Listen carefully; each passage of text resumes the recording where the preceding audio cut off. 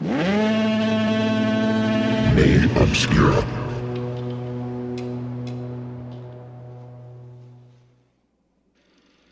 January 6th, 1908. The San Francisco Chronicle runs a front-page story with the headline, "Park Ghost Holds Up Automobile Party." Arthur Pigeon and his group of female companions were driving through Golden Gate Park late at night when they saw her. A figure in a luminous white robe, standing in the middle of the road, her arm extended as if to stop them. She was barefoot, with long flowing hair down her back. Arthur hit the accelerator. Police later found them speeding out of the park, pale, hysterical, and terrified. It was a thin, tall figure in white, Arthur told police, and it seemed to shine. I did not notice the face. I was too frightened and anxious to get away from the place. That was the first documented sighting, but it wouldn't be the last. This is Bay Obscura, and this is the story of the Lady in White of Stow Lake, San Francisco's oldest and most enduring ghost story. Stow Lake sits in the heart of Golden Gate Park, wrapped around an artificial island called Strawberry Hill. It's a man-made oasis, peaceful, scenic, popular with tourists and locals alike. Families rent paddle boats, joggers circle the 3/4-mile path, couples picnic on the benches overlooking the water. In the years before the 1906 earthquake, a young woman lived in San Francisco with her infant. One beautiful afternoon, she decided to take her baby for a walk through Golden Gate Park. The fresh air and scenery were delightful. While strolling around Stow Lake, she encountered a friend, or perhaps a stranger. The details blur as they sat down on a bench to talk. The baby stroller was right beside them, until it wasn't.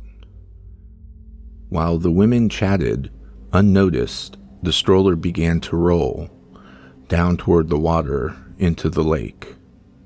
When the mother finally turned to check on her child, the stroller had vanished when she ran into the lake to search the water herself. She never came back out. The 1908 Chronicle article about Arthur Pigeon's encounter put the Lady in White into San Francisco's collective consciousness. But the sightings didn't stop there. Over the decades, countless people have reported encounters. The woman appears on foggy nights, emerging from the water or walking along the banks. Some say she's translucent, glowing blue-white like the moonlight on the water. Others describe her as solid and real until she vanishes before their eyes.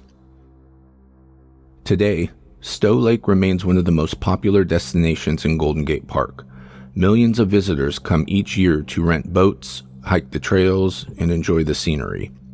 I visited Stow Lake myself last week. The lake was peaceful. Ducks were paddling across the surface, the sound of water lapping against the shore.